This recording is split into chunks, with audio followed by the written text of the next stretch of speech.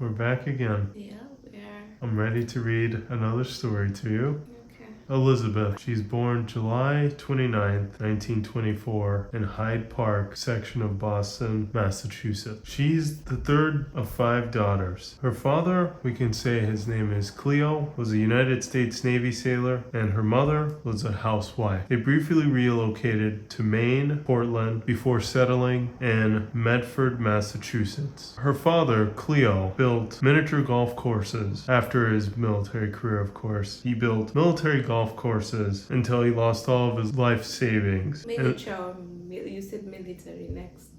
Miniature. No, he built miniature golf courses. Yeah, I know, M's. The M's are kind of rubbing against each other. I was saying after his military career, he built miniature golf courses until he lost his life savings in the 1929 stock market crash. In 1930, his car is found abandoned on the Charleston Bridge, and it seems like he's jumped into the Charles River. They're like, wait a second, please don't tell me this is terrible, like this. I understand you lost all of your money, but please don't tell me you've jumped.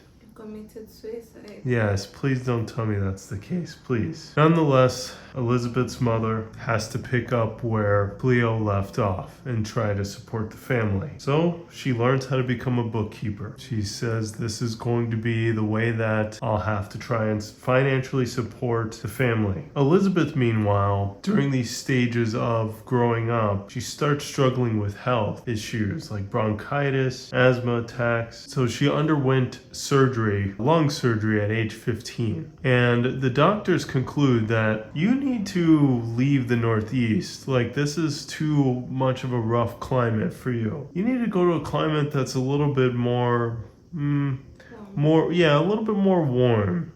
Maybe you should think about moving out west. But her mother's like, well, out west is kind of far. I'll send you to Miami, Florida. So Elizabeth moves to Miami, Florida for the next 3 years. Goes alone or with a mom or with whom? She just moves alone.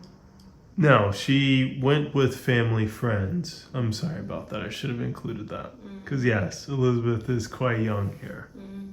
That's true. But Elizabeth decides to drop out of high school her sophomore year. Let's fast forward a little bit though. In late 1942, Elizabeth's mother receives a letter from someone. Who do you think that letter's from? Elizabeth, of course. You think it's from Elizabeth? Well, it's actually from Cleo, her presumed deceased husband. Says, actually, honey, I'm actually alive. I started a new life in California. Elizabeth decides to relocate to Vallejo, California. Wait, why did he fake his death? I don't know. I mean, he was going through financial problems, was he not? But still, faking his death. Maybe he felt like he wasn't receiving enough support at home, perhaps, so he was running through a situation where it's like, what if I was gone then? What if I was gone? What if I had a chance to do better for myself silently? And then I can come back when. Are you not agreeing with that?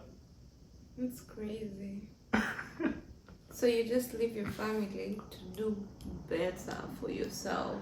No, to like, not, I guess not better for yourself, but to say that, hey, let me improve our life. Faking I'm not saying death. I agree with that because that is extreme. I'm not saying I agree with that because it's you know the amount of emotions or a lot of things happened to the family because of his decision. That's just crazy. That is unacceptable. Just say, I can't support you anymore. I'm tired of supporting you. I'm leaving. Full stop. Yeah, okay, but continue with the letter. Let's see.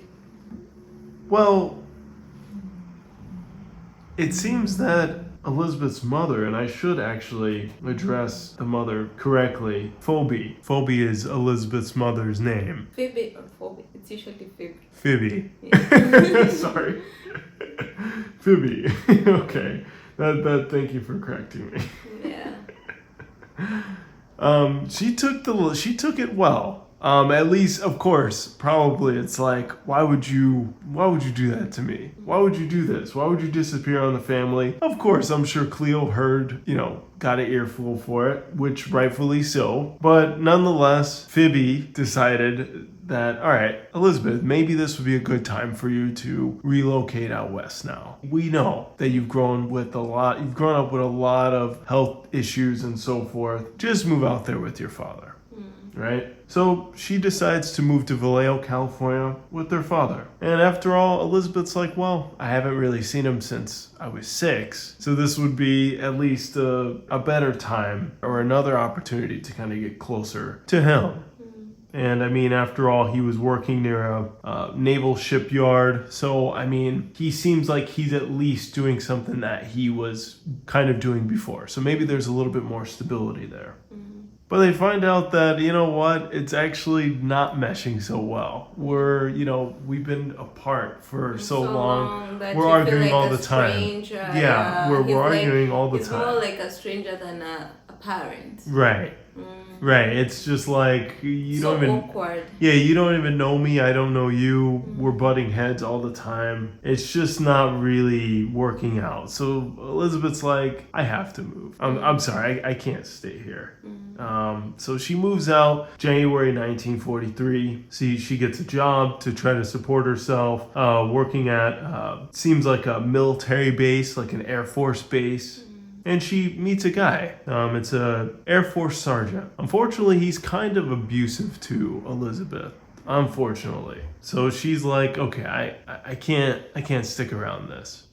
So she breaks off with that guy. And she decides, you know what, I'm gonna actually up and move. I'm gonna move to Santa Barbara, a whole different area of California. Maybe I just need because she partially grew up with her dad that was in the military. She lived with him again. She tried to date this guy that was in the military. She's probably like, you know what, I need to get away from this whole military stuff. Like I worked at near Air Force Base and all this stuff. I'm done. Let me just move completely away to Santa Barbara. As she's moving, or after she moves and she gets arrested. It's a minor arrest. She's drinking at a local bar while being underage. Minor arrest, right? Is it gonna ruin your life? No, it shouldn't ruin your life. But the authorities are like, no. How old was she? She was 18 still at this time. But the authorities are like, where are you from? You need to go back to Massachusetts. You need to be with your guardians. You're sneaking in clubs, drinking and things like that. No, you need to just move back. And Elizabeth, she calls Phoebe. I mean, it's Phoebe, Phoebe. It's called Phoebe, yeah. All right, Phoebe. She calls her mother. She's like, okay, they're trying to tell me I need to return back to Massachusetts. You know my situation. I've explained it to them that I have health conditions. I can't move back to a colder climate. What do you think I should do, Mom? Her mother's like, well, I understand. You shouldn't have been doing that, but just go back to... Your dad. No, just go back to Florida. Just go live back in Florida again. And then you can occasionally visit me. You don't have to stay out here, of course, but it'll be easier for you. So in Florida, she seems like she just can't stay away from this whole military life, right? She meets another Air Force officer. This guy shows a little bit more promise. He's a very nice guy. We'll call him Matthew. He's a decorated Air Force officer. He's training for deployment for World War II, right? So it seems like he's very much so like integrated into this military life. Perhaps he's doing well enough to be able to be considered for deployment, right? There's no issues with him. So although she has grown up with military men and dated one military man who didn't turn out the best, perhaps this guy's the best, or at least better. So Matthew, while he's away, he writes her, says, I want to marry you, Elizabeth. I see you as a wife. I want to actually marry you. He proposes. And she actually accepts this marriage proposal through this letter. Unfortunately, news gets back to Elizabeth that he's died in a crash. Unfortunately. So by July 1946, she decides, I'm going to go ahead and just go back to Los Angeles. I'm going to go visit a Air Force lieutenant that I met. I met him out here in Florida, but I heard that he's since moved to California. I'm gonna go visit him. So Elizabeth spends 6 months in Southern California. She picks up a job as a waitress, and she has aspirations of becoming a film star at this point. She wants to become a film actress. LA's the place to be if you want to do that. Especially during this time, right? Like, this is the golden era, golden Hollywood era. So it's perfect. I'm gonna go ahead and pursue this. I'm still very young. I can do this. Fast forward a little bit. January 9th, 1947. Elizabeth went on a trip, or she goes on a trip to San Diego with a gentleman named Robert Red Manley. Robert Red Manley, he's 25 years old. He's doing well. He's a salesman, but he's married. But the two they've been dating. Robert and Elizabeth had been dating. Did she know? Yes, they've been dating while he's been married. Robert drops her off at the Biltmore Hotel, where she's staying in downtown Los Angeles. Elizabeth meets her sister there. Her sister was in California visiting from Boston, of course. So she had a sister. Yes, she's the third. Remember, she's the third of 5 sisters. And the other sisters, they moved with the parents. Yeah, a lot of them stayed with the mother. Stayed back with the mother. But for her, she had to like move around because of her condition. Yes. Okay. She had to move around because of her condition. The sisters stayed back in Boston with the mother. Elizabeth was a special case just due to her upbringing with bronchitis, severe asthma, and so forth, which basically prompted the decision for her to have to move somewhere else. Now, let's fast forward a few more days. It's the morning of January 15, 1947. Elizabeth is found in a vacant lot. She's naked. Her body is severed in 2 pieces. It was severed from the waist, and blood was like drained out of her. Like, it seems like the blood was drained out. Her skin is pale white. So it seems like her body had been sitting around for about 10 hours. Seems like her body has been washed a bit. Her face was slashed. The corners of her mouth to her ears. So it's like she has like it's called a Glasgow smile. Where it's right here, like right here. Like a Joker smile. Like a Joker type of mouth. Like a clown. See, clowns are the ones who usually have that. Yeah. She has cuts on her thighs and breast, and some of her just portions of her skin are just sliced away. Like, it's like someone just sliced it off and just were stripping some of the skin off. And catch these details. The lower half of her body is positioned a foot away from the upper. Her intestines are tucked underneath her butt. And it seems like it's her body is posed in a certain way. Her hands are over her head. Her elbows are bent at right angles. Her legs are spread apart. This is how they found her. This was all determined by medical examiners. And she was found at the parking lot. Yes. So it means this person wanted her to be found like that. It seems like that. And it's graphic. It's hard to read. It's very disturbing. It is disturbing because it's very detailed.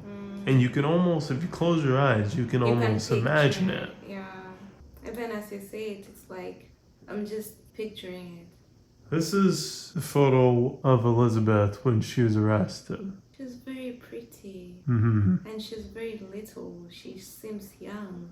Mm-hmm. She was 18 at that time, right? At the time when they found her. When she was arrested. Yeah. And when she was found? And when she was found, it was 1947. So Elizabeth was 23 years old. When they found her body, she was 23 years old. Which is hard to...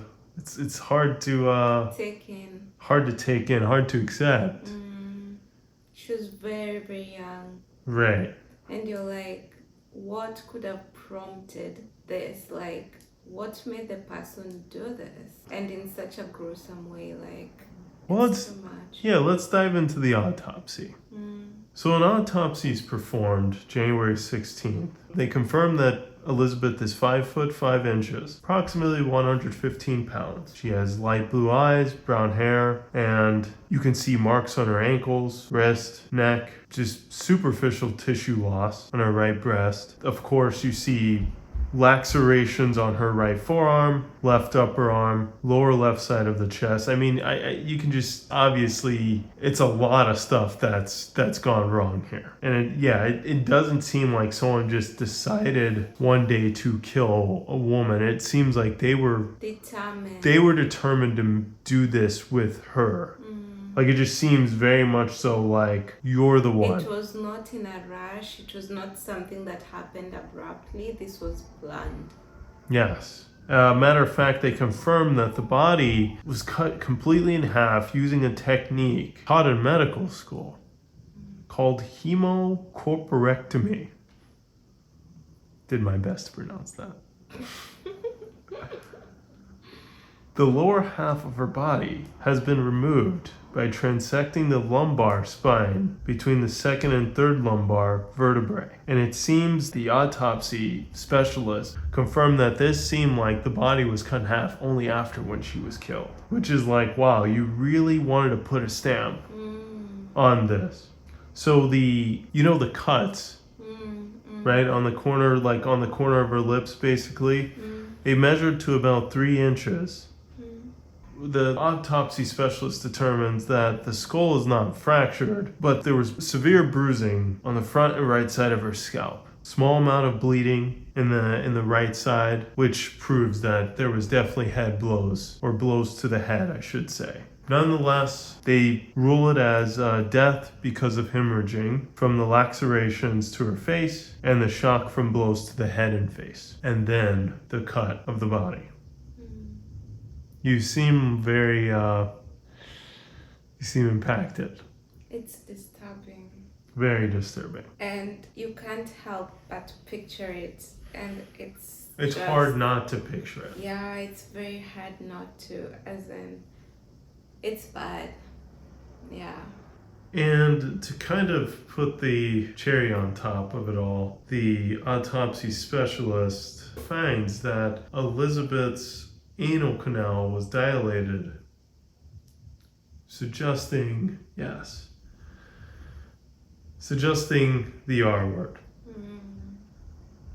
However, there was nothing that showed, nothing as a result of R. They were able to identify that this was Elizabeth with her fingerprints from the time that she was arrested, remember? They were able to identify who this was, or who this not was, but, who has undergone that terrible event. So now it's time to dive into, the investigation. Who's the one that did this? Who's behind such a gruesome, devilish, horrible killing? The Los Angeles Examiner, let's call him William, he contacts Phoebe, Elizabeth's mother, and he says, your daughter Elizabeth, she actually just won a beauty contest. Phoebe's like, oh wow, that's great. William's like, tell me about your daughter. How is she like? Phoebe starts going on and on about how her daughter is, tells William all about her daughter, only for William to eventually say, Phoebe, unfortunately, Elizabeth has been found dead. So, he didn't want to directly tell her. He wanted to go easy. I think he wanted details about, because he knew that if he said it, everything would be fumbled. Like, she could it's not. very possible that she wouldn't even know how to speak. Yeah. I mean, just think of that level of shock from a mother. Not only, it would be different. Maybe you heard, oh, your daughter is ill in the hospital. She's having a hard time speaking. We found your daughter mutilated. Right? Obviously, I wouldn't tell you that over the phone, but it's like, if you hear that your daughter's been killed like this, even your head goes blank. Like, the mother would probably need to sit down in a seat and just put the phone down because of the disbelief and shock there is. So William had to address this in a way that would enable him to get information while letting the mom down easy in a way. To make her remember the daughter in that way. I think that's the other thing. Right. To remember. Remember your daughter is beautiful. She's this an is amazing how young woman. she is, yeah. William, he says, Phoebe, I can offer you a ticket out here. We can get you flown out here, get you accommodation so you can travel and ultimately see Elizabeth. We can talk about this further. Not see Elizabeth in that state, but you know what I mean. Talk about this further. And that's what she does. So let's jump into the investigation. January 21st, 1947. There's someone that calls, let's say a man. He calls the editor of The Examiner. The Examiner is the magazine William works for, I should say. This man says he's the one behind the death of Elizabeth. He says, I want to eventually turn myself in, but I want to allow the police a chance to pursue me. This should be fun. That's a psycho. Do you think that's the case? You believe this person? I don't know. He says, just really quick, expect some souvenirs. Expect these souvenirs in the mail. Souvenirs from Elizabeth. January 24th, a suspicious manila envelope is discovered, addressed to the Los Angeles Examiner. It seems that individual words had been cut out and pasted from newspaper clippings. A large message on the face of the envelope read, "Here is Dahlia's belongings. Letter to follow." And it contains Elizabeth's birth certificate, business cards, photographs, names written on pieces of paper, address book with the name Mark Hansen embossed on the cover. It seems like the packet has been cleaned with gasoline, similar to how Elizabeth's body was cleaned with gasoline. It was cleaned with gasoline. Because remember they said her body was clean, and yes, unfortunately, the gasoline is what was used. So they're like, the police are like, hold on a second. They go to the Examiner like, all right, you guys received this. This has to be the person that killed her. This has to be. So that means we have to find the man who called you guys and who sent these items. We have to find them. They're like, all right, quick, clean the envelope, right? Remove the gasoline and see if we can gather some kind of partial fingerprints. Yeah. We know they're not going to be perfect, but if we can gather just something, you never know. However, this was sent to the FBI for testing, and it seems that the prints were compromised during transit, so they could not be properly analyzed. How did the transit from the police, from that place or what?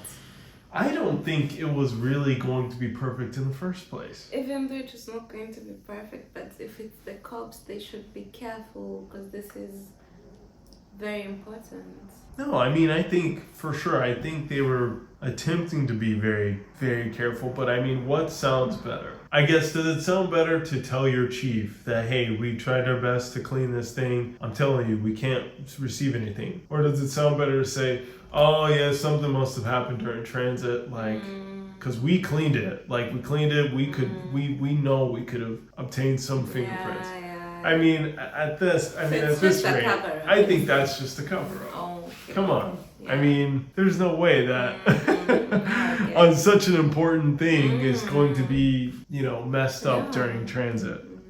The same day the packet was received, a handbag and black suede shoes are reported to have been seen on a garbage can in an alley a short distance away from where Elizabeth's body was found. These items were recovered by the police. They also had been wiped clean of gasoline. So again, we're running into a situation with no fingerprints. Police are like, geez, this person is they planned this.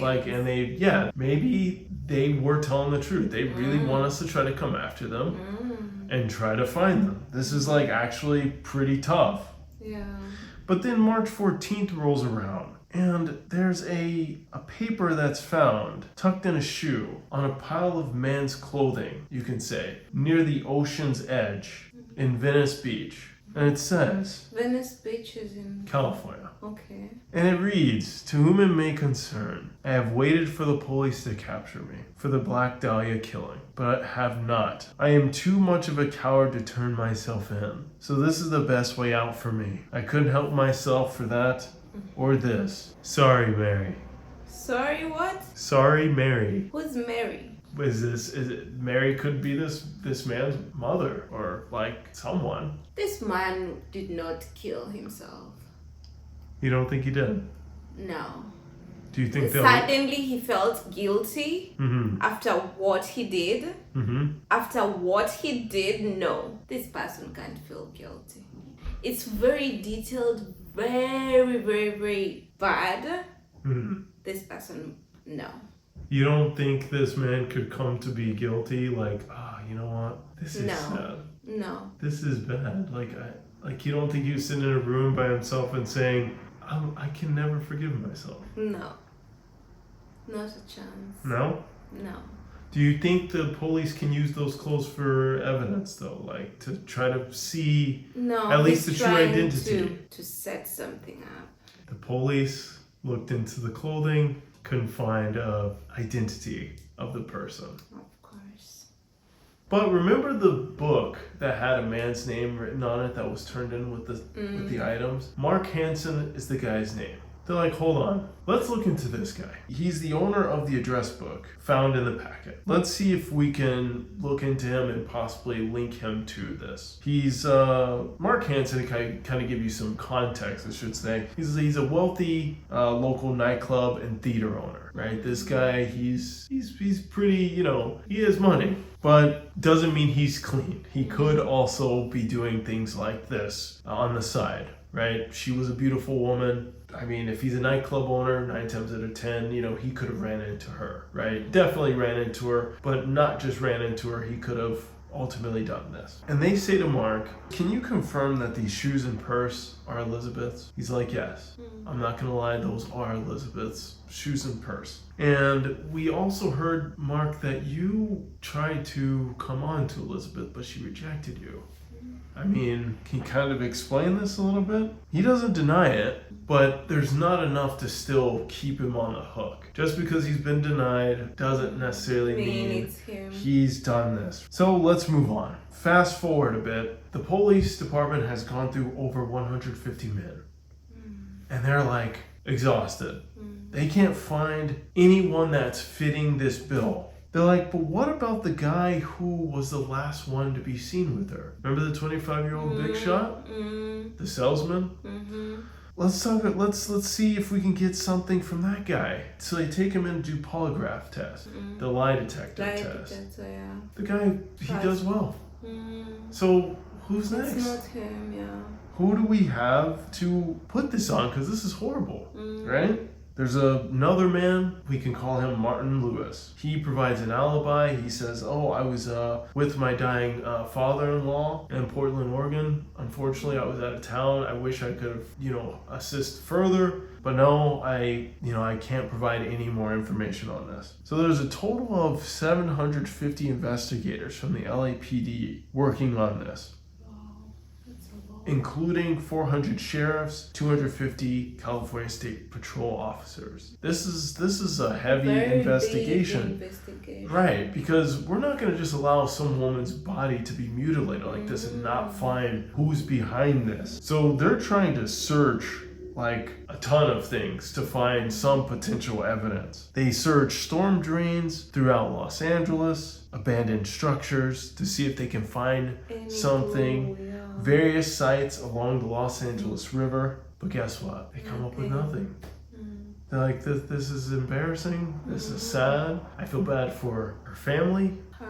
I feel bad for her. This is horrible. Who would do this and who would be able to get away like this? So city council member is like, all right, maybe we can have some people help us. Let's put up $10,000, which is equivalent to about $131,000 in 2022. That's obviously increased now. Let's put up some money to see if the residents, just people, could give us more information on this. Various people start coming forward. The police are like, okay, this is now becoming just like, sit down. Others are just lying. Yes, they're like just paying for the money. Yes, they're like, just stop. No, this is not going to lead us to anything. But let's go to January 26th. Another letter is received by Examiner. The following year. Wow. Yes. Wow. So a year has passed now. Yes. So January 26th, another letter is received by the Examiner, the newspaper.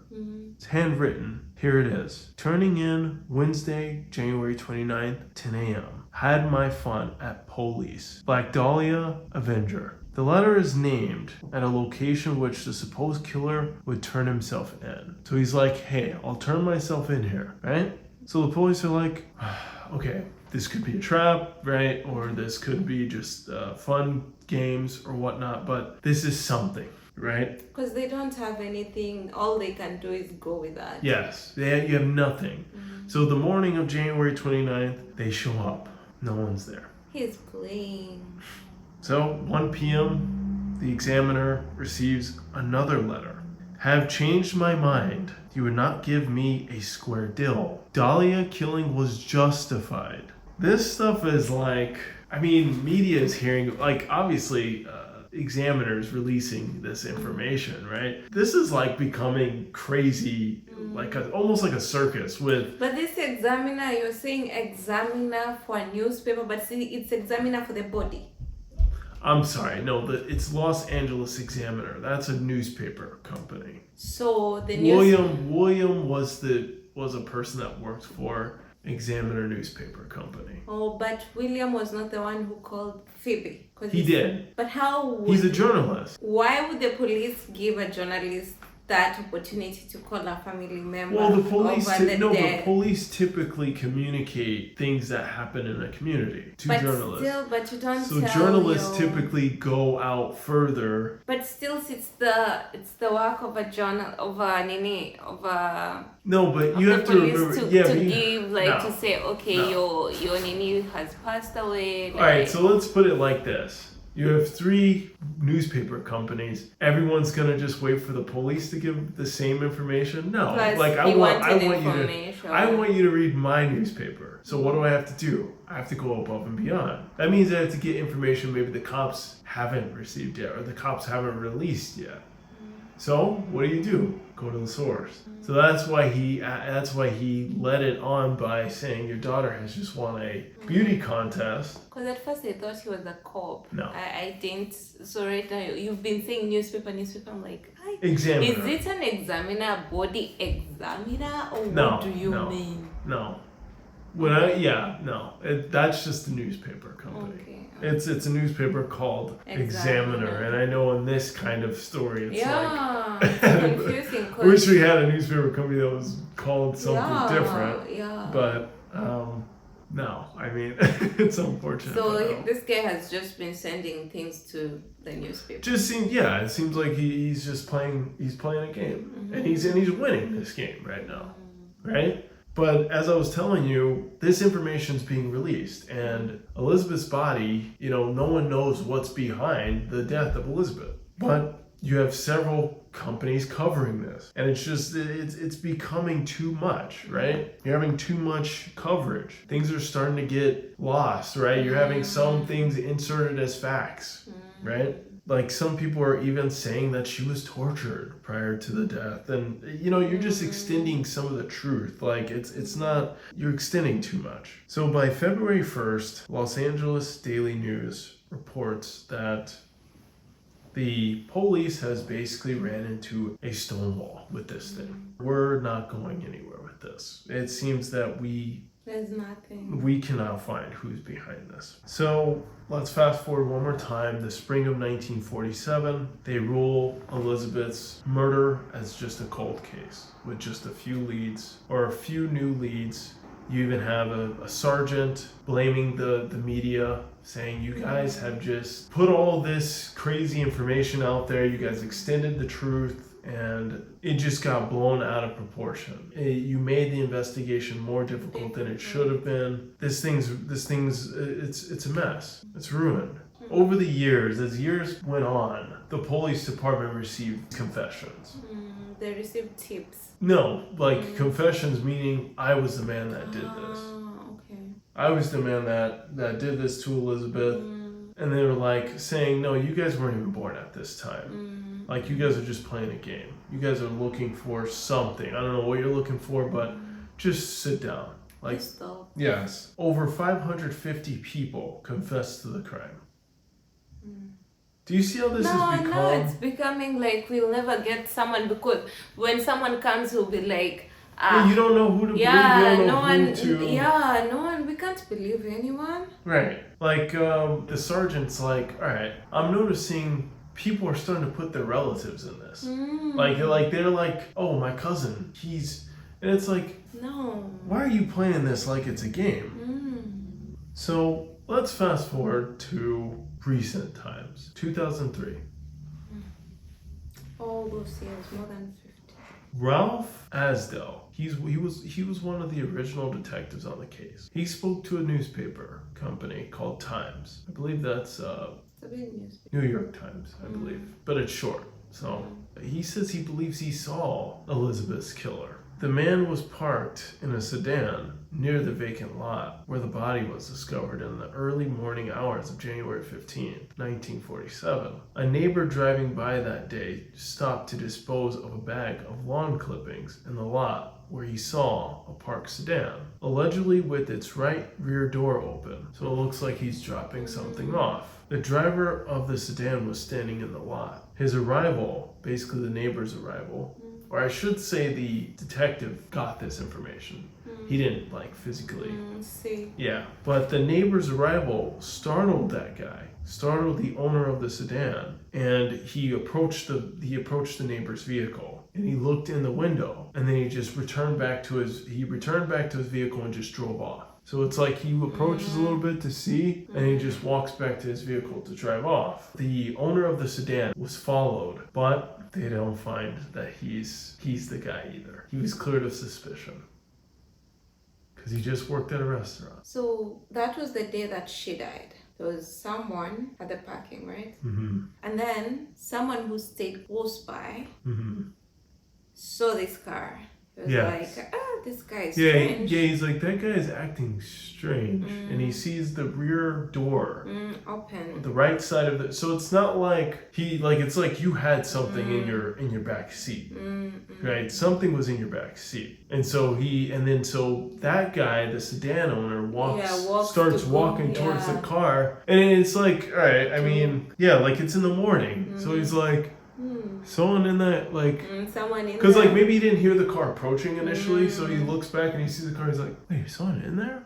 Right? And then he's like, "All right, well, I don't know if someone's in there, but I'm gonna go ahead and get out of here." Yeah. Right? But he was cleared of suspicion. They find out that he works at a restaurant. This body was found at the motel. In a parking lot. Which parking lot of what? It was a parking lot near a neighborhood of Lint Mart Park, which is it's like midway between, and I know we don't know that, we're not too familiar with California streets, but it's like midway between Coliseum Street and West 39th Street. But yeah, it's basically near a neighborhood park. So he just went to a random neighborhood and dropped off the body. Now this is a little bit of context. This park is largely undeveloped. Oh. Right? Okay. So yes. He knew no one would be there, no one could see him. But it seems that this park at least had a parking lot of some kind where cars can pull up. But over the years, there's been some people who have been suspected of doing this to Elizabeth. One of which is a publisher of the Times magazine. Even a publisher of a magazine. Actually, yes. The Times publisher Norman Chandler, but this is mentioned in a biography. They claim that Norman had impregnated Elizabeth, and there's some history behind that. Elizabeth was pregnant, no? This was in a biography, right? So whose biography? Not in Norman's biography, but an author, Donald Wolfe. I think people are just speculating their own things. Yeah, exactly. But this goes into that media distortion, right? Things are being distorted, because you have people stretching the truth. People are just doing fiction at this point. You have several names, like people who were famous at the time. Orson Welles, who was a famous filmmaker back in the day. You had Bugsy Siegel, who was a Jewish mafia member. You had several people that are being linked to the killing of Elizabeth, right? Because, again, she wanted to be an actress. She was classified as beautiful, so it seems that she may have been in some of these circles, right? So over the years, some of these names have been put out there. But unfortunately, still to this day, It is a mystery, or it's a case gone unsolved. So it's just a cold case. It's a cold case. That's crazy. That person could have studied medicine, could have been a practitioner probably, because that person knew how to chop up the body. That person knew how to remove prints and not leave a trace, and that person was a psychopath. That person didn't have any remorse. That person wanted to even play with the corpse because it was fun for him. Yep. That person is crazy, and probably he did other things other than that. He may have killed other people. You want to hear some other information? So there's a man, one of the guys who was suspected, right? Because I told you there were many people suspected. One of which his name is George Hoddle, and he was an American physician. He came to wider attention after he died because his son accused him of killing Elizabeth. Why? So really quick, let's, like I told you, he was suspected, but he wasn't charged. But they, in a way, it's like, all right, let's piece some things together. You were accused of raping your daughter, but you're acquitted. He was suspected, but not charged, for the death of his secretary. He fled to the Philippines several times. His son said that his father practiced. He was a surgeon, of course. He was a practicing surgeon, basically. There was a wiretap that recorded George Hoddle speaking. And it says, "Supposed I did kill the Black Dahlia. They couldn't prove it. They can't talk to my secretary because she's dead. They thought there was something fishy anyway. Now they may have figured it out. Killed her. Maybe I did kill my secretary." He's suspicious. How did they not get anything on him? They just couldn't conclude it. Couldn't come to a conclusion that he was the one. That's crazy. I'm suspecting that person. And after he died, the son said that he was... The son came forth with a lot of this argument. Like, no, I believe my dad was the one. Or did he have any proof? I mean, he kind of just broke it down. Like, hey, he was heavily, he wasn't charged for killing his secretary, but he was accused of it. He raped my sister. Basically, he fled to the Philippines. Just kind of lining up some things that could lead to greater suspicion of him doing it. This is one of the reasons why he was a suspect of killing Elizabeth. Jeez. But he had encountered Elizabeth before. They had been in contact. Why would they link him to her? No, I think the son was placing these in together, and then he knows he's a surgeon. He was living in the LA area. So he didn't even know if they've ever met or whatnot. If they ever met or something. But the wiretap, remember the wiretap? It says, supposed I did kill. Who placed the wiretap? Investigators had wiretapped George Hoddle's home. They were investigating this Dahlia's case. Yeah. So I think the son had brought it back up to the LAPD, but he was one of the suspects originally from the original investigators. 150 people who were questioned. Yeah. So they tapped his house to see if they can find any evidence. And he had a conversation with an unidentified visitor. This is what he said to that visitor. "Supposing I did kill the Black Dahlia, they couldn't prove it now. Now. They can't talk to my secretary because she's dead. They thought there was something fishy. Anyway, now they may have figured it out. Killed her. Maybe I did kill my secretary." So, what was fishy? He seems upset, of course. He definitely seems upset. Just based on him being interrogated, based on him being investigated. He seems upset. But that's just one of the people that was a suspect. Another one, I'm kind of fleshing out some information about the suspects, right? About the people who have been suspected of doing this. In 1991, Janice Knowlton, who was 10 years old at the time of Elizabeth's murder, claims that she witnessed her father, George Knowlton, beat Elizabeth to death with a claw hammer in the detached garage of her family's home in Westminster's in California as well. She also published a book about it. Daddy was the Black Dahlia Killer in no, 1995. this is someone just trying to get Money. using that situation. She also said her father sexually molested her. That's tough. Are you conflicted or? I don't know. That could have been true, but this other one, I think not.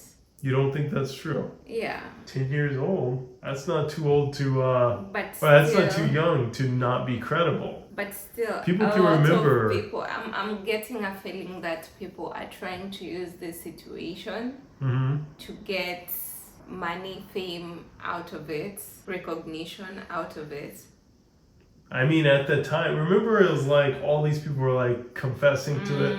And so, yeah, it's interesting to see like people throwing out others' names about, oh, yeah, I think you were the one that did it.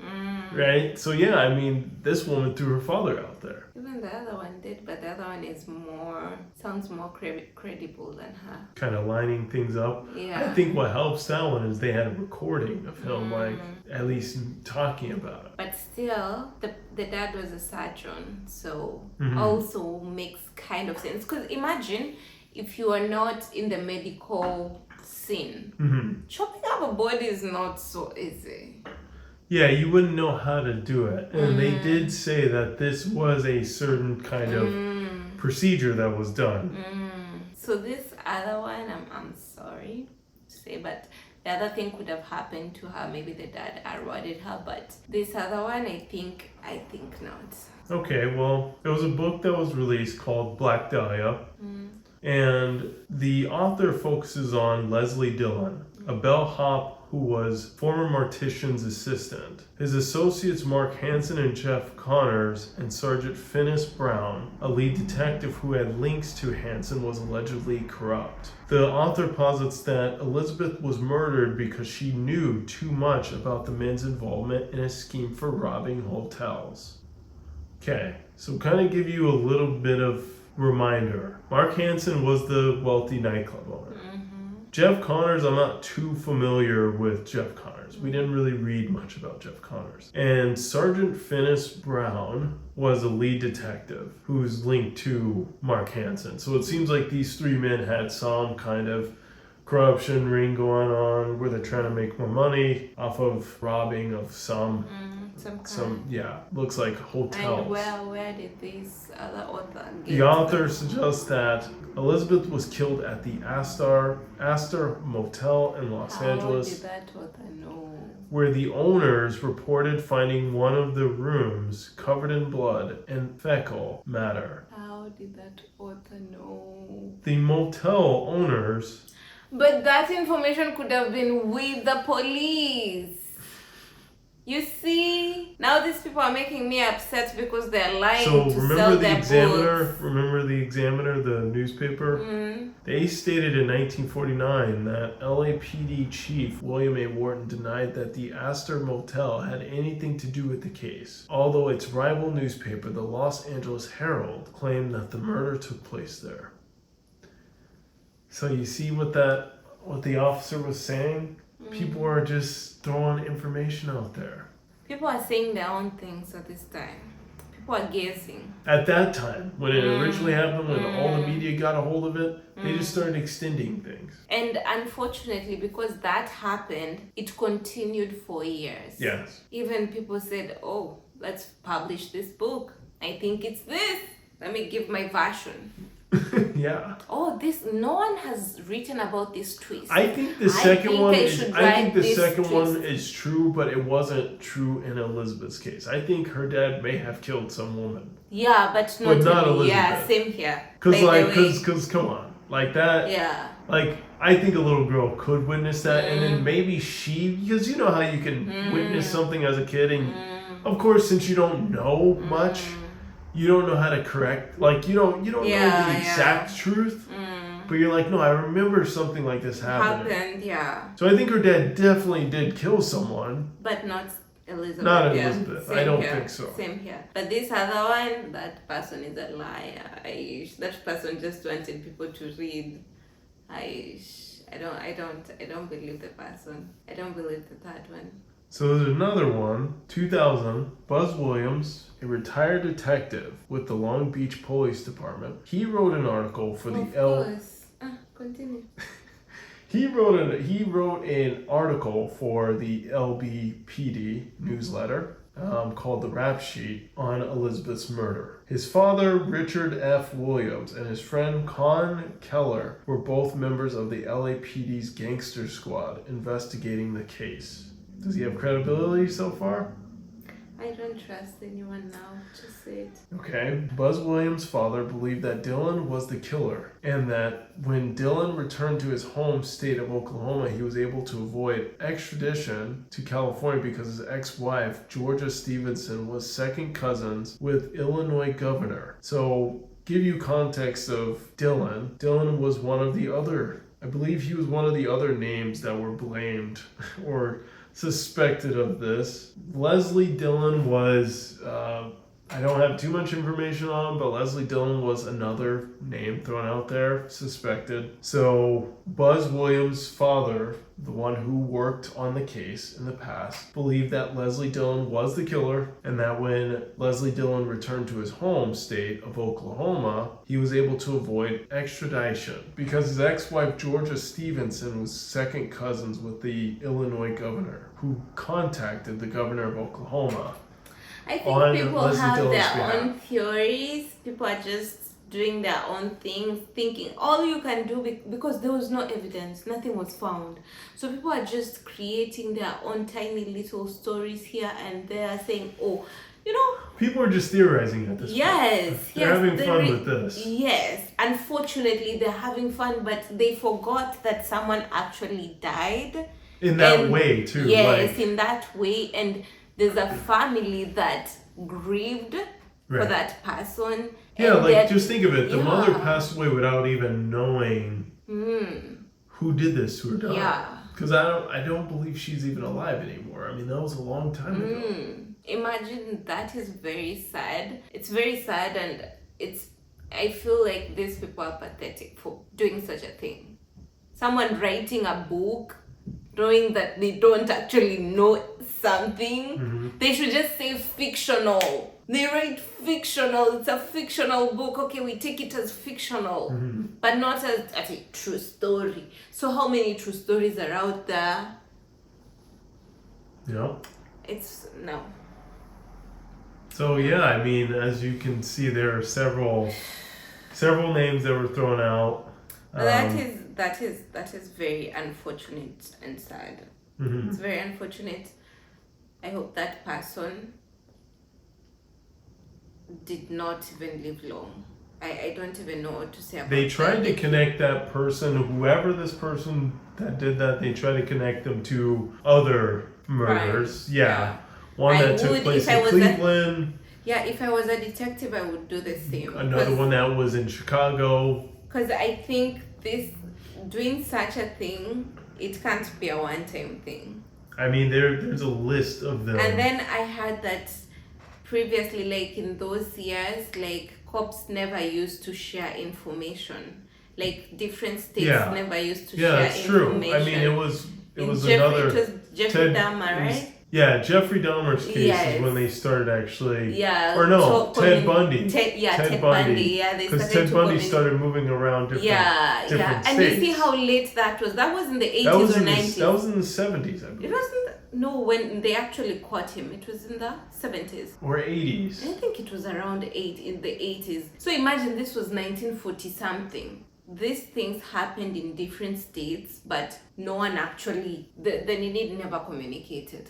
Yeah, it was the late 70s. Late 70s, you see? So yeah, this was way before they actually started communicating like that. Yeah, so these things could have happened in different states, and just because there was no communication between police, between authorities in So let me ask you this. Do you think the person who put their clothes down and wrote that suicide letter, obviously they didn't kill themselves, but do you think that was really the person? That was their last? Because that, I mean, we didn't hear anything else. The person said that I killed her. Yeah, I killed myself. Sorry, Mary. Like basically think- saying I killed myself because I couldn't live with it. I tried to have them catch me, but they couldn't. They didn't catch me. Nah. I think they really wrote that, but Yeah, they just yeah, went off yeah. in the wind after. I think they Yeah, just they said, were "All just right, playing. I'm done with this now." Yeah, Like, all right. I'm done with I this. think that's what that was Yeah. meant for. Like, Yeah. okay, you guys didn't catch me. This is Yeah. not fun anymore. I'm Yeah, leaving I'm the good. state now. Let me go to Like, another you guys one. you guys are just not catching on. You Like, guys this are is not boring. even fun. Yeah. Like, come on. Yeah. Be smarter than this. No, I'm not even having fun. Yeah, that was like a goodbye letter saying Yeah. okay, bye. Yeah, Until exactly. Next time. Yeah. So he played with them. Yeah, this person definitely did it at another place, in another state. Definitely. I mean, he's linked to more than just this. Yeah, He's linked to. Well, they are potentially saying this seems like that this same person would do these other crimes. Yeah, There are several other things that they believe this person is connected to. Yeah, I hope that person died in the most horrible way, to be honest. It's sad. It's sad, but I just wish him bad luck. And the worst thing is we wouldn't even know their age if they were young. Because if they were young, that's the worst. It seems that it could have continued for years. Yes.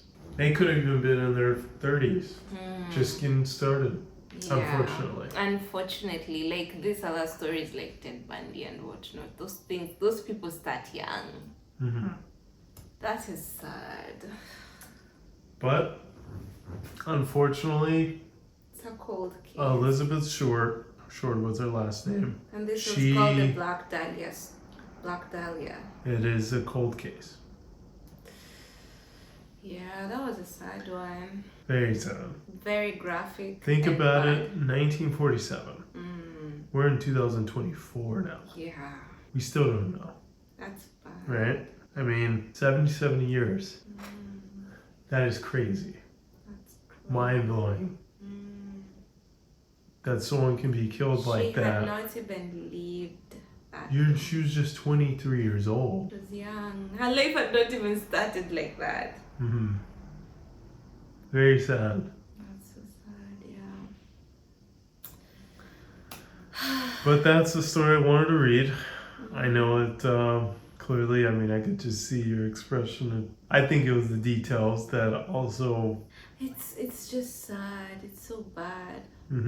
Yeah. Yep. And the worst thing is the person was never caught.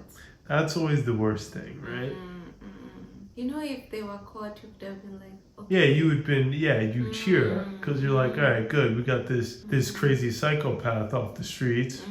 Put him in some treatment, right? Make him live horribly, right? You know, through prison. But no, this person could have lived a nice, quiet life after this. Still doing the same thing. Unfortunately, right? You don't want to hear that, and I don't want to hear that. It's horrible. I'm short of words. I don't even have anything to say. I always have a lot of things to say.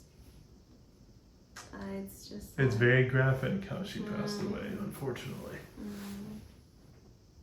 But yeah, I guess I'll go ahead and close this one out because I know you're very. I think you're shocked a bit, and you're not very happy about the conclusion. Neither am I. But could you at least give us what the next story should be like? I already told you what I wanted, so just go off of that. Well, hopefully we don't get the same reaction every time. It's kind of sad. I want someone to be caught, please. Okay. That should be the next thing. All right. I want someone to be caught. That will be the next one. Alrighty, until then, we will see everyone next time. Thank you for listening. Bye.